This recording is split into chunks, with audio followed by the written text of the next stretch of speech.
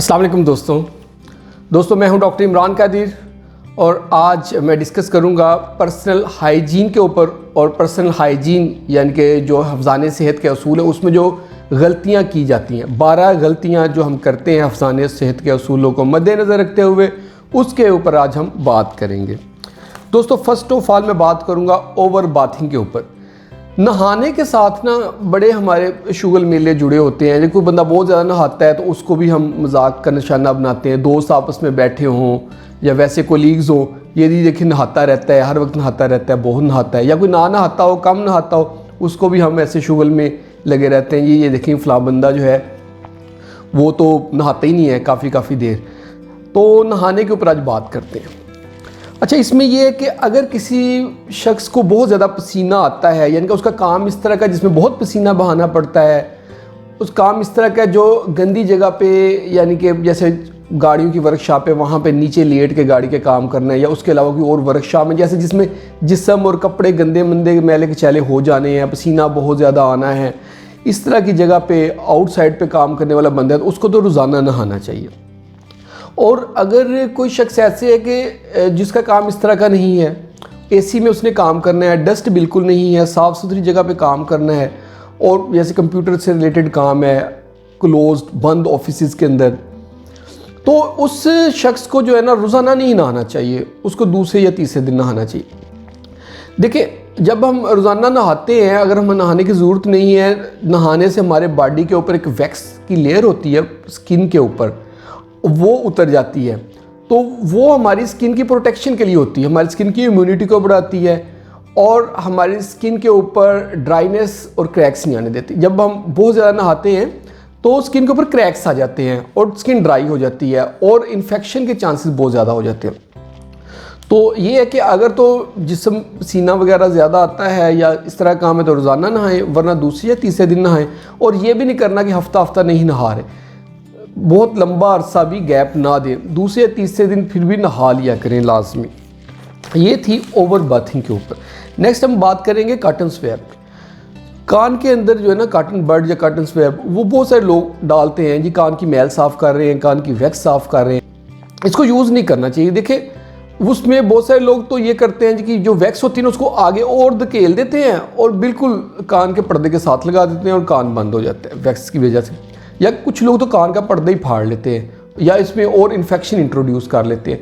तो ये इस चीज़ का बहुत ख्याल रखें, आप कोशिश करें कि इसको इस्तेमाल ना करें।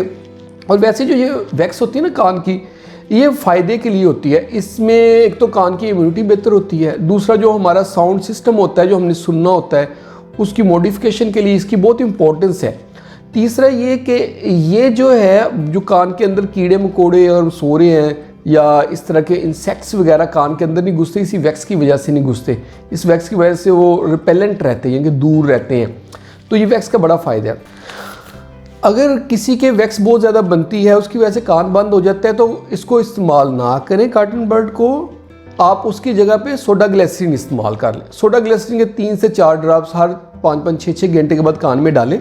उससे ये वैक्स नरम होके जो फालतू वैक्स है वो निकल जाएगी, कान खुल जाएगा। तो ये चीज़ आप कर सकते हैं। जो दूसरा काम है वो काम ना करें, यानी कॉटन बड से निकालने वाला। नेक्स्ट हम बात करेंगे टूथ ब्रशिंग के ऊपर। टूथ ब्रश के साथ ऐसे है कि रोज़ाना सुबह और शाम को ब्रश ज़रूर करना चाहिए। हमारे बहुत सारे दोस्त हैं जो टूथ ब्रश नहीं करते या प्रॉपर नहीं करते या दांतों का ख्याल नहीं रखते, तो उनमें कभी दांतों पे कीड़ा लग जाता है, कभी रूट कैनाल का मसला हो जाता है। तो दोस्तों जो हमारा मुंह है ना उसके अंदर 700 से ज़्यादा किस्म के बैक्टीरिया होते हैं और मिलियंस ऑफ बैक्टीरिया मुंह के अंदर रहते हैं। तो अगर हम ब्रशिंग प्रॉपरली करते रहेंगे तो वो बैक्टीरिया बहुत ज़्यादा ओवर ग्रो नहीं होते। तो दोस्तों ऐसे है कि रोज़ाना सुबह शाम ब्रश करें और जो ब्रश है वो ऊपर वाले दांतों को ऊपर से नीचे की तरफ करें और नीचे वाले दांतों को नीचे से ऊपर की तरफ करें। और इस वाली मूवमेंट में थ्रू एंड थ्रू मूवमेंट, ये वाली मूवमेंट या ऐसे ये वाली मूवमेंट में दांत साफ नहीं करने, ऊपर से नीचे या नीचे से ऊपर, ये वाले में करने। और जो टूथपेस्ट हम इस्तेमाल करते हैं वो थोड़ी इस्तेमाल करनी है, बहुत ज़्यादा टूथपेस्ट भर नहीं लेनी। जो हमारा टूथब्रश है उसका 1/3 जो है ना टूथपेस्ट लगाएं और उसी के साथ करें, क्योंकि टूथपेस्ट के अंदर भी कुछ केमिकल्स होते हैं और अगर वो एक्सेसिव में यूज़ करें तो उसके हमारे बॉडी पे इफ़ेक्ट हो सकता है। और जो टूथब्रश यूज़ करते हैं ना, वो नरम वाला टूथब्रश यूज़ करें। नेक्स्ट हैबिट है अपनी चीज़ों को साफ़ ना करने की। देखिए, जो चीज़ें हम रूटीन में रोज़ाना यूज़ कर रहे हैं, जैसे हम रोज़ाना टैबलेट यूज़ करते हैं, मोबाइल यूज़ करते हैं, लैपटॉप यूज़ करते हैं, पेन यूज़ करते हैं, पेंसिल यूज़ करते हैं, ये हमारी रूटीन की चीज़ें हैं जिसको हम इस्तेमाल करते हैं, हाथ में पकड़ते हैं, उनके ऊपर बहुत सारे बैक्टीरियाज होते हैं। तो इसको रूटीन में वक्तन फ़क्तन साफ़ करते रहें। हैंड सैनिटाइज़र जो है उसके साथ, स्पिरिट के साथ, जिसको धो सकते हैं, चीज़ को रूटीन में आप यूज़ करते हैं उसको धो लें।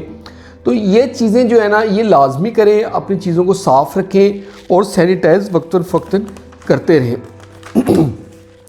देखिए, अब मोबाइल है, उसके ऊपर कितने जरासीम लगे होते हैं। अगर हम उसको साफ़ नहीं करते, उसको हम कान के साथ लगाएंगे, फेस के साथ लगाएंगे, उससे फेस पे एक्ने बन सकते हैं, कान की इन्फेक्शन हो सकती है।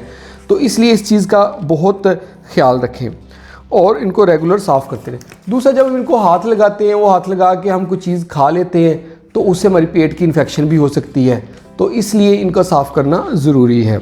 नेक्स्ट जो हैबिट है वो है सॉक्स से रिलेटेड, जुराबों से रिलेटेड। देखिए, जो जुराबें होती हैं ना, वो हमारे पैर और शूज़ के दरमियान एक बैरियर का काम करती हैं। इसका बहुत फ़ायदा होता है। जो पैर के ऊपर जरासीम होते हैं, जो पसीना आता है, ये सारे जो है ना, इसको जो हमारी सॉक्स हैं, जुराबें हैं, वो चूस लेती हैं, अपने अंदर जज़ब कर लेती हैं और बैक्टीरियाज फैलते नहीं हैं और पानी जो होता है, पसीना होता है, वो जज़ब हो जाता है। अगर इसको हम ना पहने तो पैर के ऊपर जो पसीना आएगा, जर्म्स हो गए, वो डायरेक्ट शूज़ के साथ मिल के वहाँ पे इन्फेक्शन ग्रो करनी शुरू कर देती। उससे ये नुकसान हो सकता है कि पैरों की इन्फेक्शंस जो हैं, फंगल इन्फेक्शन, स्पोर्ट्स फूट और दूसरी जो स्किन की इन्फेक्शन है वो पैर के ऊपर हो सकती हैं। इसके अलावा साथ साथ जो पैरों से बहुत गंदी बदबू आ सकती है। तो इसलिए अपना भी फ़ायदा करें कि इन्फेक्शन ना हो और इर्द गिर्द वालों को भी, ताकि उनको बू ना आए, तो आप लाजमी सॉक्स पहना करें। सॉक्स के बगैर जो है ना, शूज़ पहनने वाली आदत को ना अपनाएं। इसके साथ साथ है कि अपने चेहरे को, अपनी आंखों को बिला वजह हाथ लगाते रहना। जैसे कुछ लोग होते हैं, उनको आदत होती है कि वो अपने फेस पे हाथ लगा रहे हैं, चेहरे, आंखों पे हाथ लगा रहे हैं। हाथों के ऊपर बहुत सारे जरासीम होते हैं, वो चेहरे पे लग जाते हैं तो एक्ने बन जाते हैं, स्किन इन्फेक्शन हो सकती है। आंखों पे लगे तो आंखों की इन्फेक्शन हो जाती हैं। तो अवॉइड करें कि हाथों को बार बार आंखों, चेहरे और चेहरे पे ना लगाएं। और अगर बहुत लगाना पड़ता है, बहुत इमरजेंसी है, तो उल्टा हाथ आप यूज़ कर सकते हैं, बैक साइड को। ठीक है। नेक्स्ट जो है वो है तकिए का जो कवर होता है, जो पिलो है, उसका कवर जो है ना, कॉटन का इस्तेमाल ना करें। कॉटन के पिलो से क्या होता है कि स्किन के ऊपर झुर्रियाँ पड़ जाती हैं, जैसे एजिंग वाला इफेक्ट आता है, एक्ने बन सकते हैं, जो छाइयाँ बन जाती हैं, और इसके अलावा बालों को भी नुकसान होता है, बाल बहुत ज़्यादा टूटते हैं। तो बेटर ये है कि आप जो है ना, सिल्क का, रेशम का तक जो कवर है ना, वो इस्तेमाल करें। कॉटन का कवर, तकिए का इस्तेमाल ना करें। सिल्क का कवर बेहतर होता है। नेक्स्ट है हमारा टॉवल का इस्तेमाल। तौलिया, जो तौलिया है उसके ऊपर बहुत सारे जरासीम बढ़ फूल रहे होते हैं, उनका प्लेग्राउंड है। ठीक है। तो तौलिया कभी भी आप जो है ना, गीला नमी वाला इस्तेमाल ना करें। तौलिया इस्तेमाल करने के बाद फ़ौरन खुश्क करें, कोशिश करें धूप लगवाएं उसको, और हर हफ्ते तौलिया बदल लिया करें, यानी तौलिए को धो के इस्तेमाल करें, हफ्ते बाद लाजमी धो लें। क्योंकि होता है कि हम नहाते हैं, नहाने के बाद हम तौलिया इस्तेमाल करते हैं, तो जितने उसके जर्म्स होते हैं वो सारे हम दोबारा अपने जिस्म के ऊपर लगा लेते हैं। तो तौलिया जो है ना, उसको वक्तन फ़क्तन आप धोते रहें, साफ़ रखें। ये आपके लिए बहुत बेहतर है, आपको बहुत सारी बीमारियों से भी बचाता है। और दूसरा ये कि जो तौलिया है वो अपना अलग-अलग इस्तेमाल करें। ये नहीं कि कंबाइन ही तौलिया, एक ही तौलिया सब इस्तेमाल करें। हर फर्द का जो है ना, हाइजीनिकली अलग टॉवल होना चाहिए। आगे नेक्स्ट है नेल कटर का इस्तेमाल। नेल कटर का ये होता है कि बहुत सारे घरों में कि एक ही नेल कटर सब यूज़ कर रहे हैं। फ़र्स्ट ऑफ ऑल तो कोशिश करें कि हर घर का फ़र्द अलग-अलग अपना ज़ाती नेल कटर इस्तेमाल करें, और उसके बाद इस्तेमाल से पहले उसको धो लें, इस्तेमाल के बाद भी उसको धो लें या सैनिटाइज़ कर लें। और अगर एक ही नेल कटर है तो फिर भी आप कोशिश करें कि हर शख्स जो घर में नेल कटर इस्तेमाल कर रहा है, उस नेल कटर को जो है ना, सैनिटाइज़ कर लिया करें, स्पिरिट के साथ या सैनिटाइज़र के साथ, इस्तेमाल से पहले भी, इस्तेमाल के बाद भी। नेक्स्ट जो हमारी हैबिट है वो है खाना खाने से पहले अपने हाथों को धोने की। जब भी आप खाने लगें अपने हाथों को अच्छी तरह धो लें, उसके बाद किसी चीज़ को हाथ मत लगाएं। नेक्स्ट हमारी हैबिट है अंडर गारमेंट्स से रिलेटेड। जो भी अंडर गारमेंट्स हैं उनको रोज़ाना तब्दील करें। ये नहीं है कि चलो आज पहना हुआ है कल भी वही पहना हुआ है, ऐसे नहीं। हर रोज़ अपने अंडर गारमेंट्स को तब्दील करना बहुत ज़रूरी है। और लास्ट बट नॉट लीस्ट, आखिरी जो है कि अपने हाथों को अच्छी तरह साफ़ रखें। यानी कि कुछ लोगों को आदत होती है कि वो हाथ गंदे हो गए, मैले कुचैले हो गए, किसी जो है ना गंदी जगह पे हाथ लगाए हैं, तो उसके बाद वो हाथों को धोते नहीं हैं। अपने हाथों को ऑब्ज़र्व रखें। अगर आपने कोई गंदी या डर्टी चीज़ें जो हैं वो उठाई हैं या हाथ मैले कुचैले हो गए, हाथों को ग्रीस लग गई है, तो उसके बाद फ़ौरन अपने हाथों को साफ़ करें। और जब भी आप खाना खाने लगे या वैसे जब हाथों को साफ़ करते हैं तो कोशिश करें कि 20 सेकंड्स तक हाथों को अच्छी तरह साबुन लगा के 20 सेकंड तक हाथों को अच्छी तरह साबुन लगा के धोएं।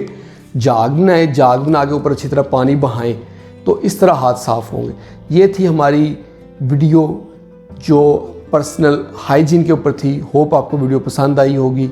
अगर पसंद आई है तो लाइक कर दें और इस वीडियो को शेयर करें उन दोस्तों के साथ जिनको इसकी ज़रूरत है, और हमारे चैनल को सब्सक्राइब करें ताकि आपको इस तरह की वीडियोस मिलती रहें। बहुत बहुत शुक्रिया।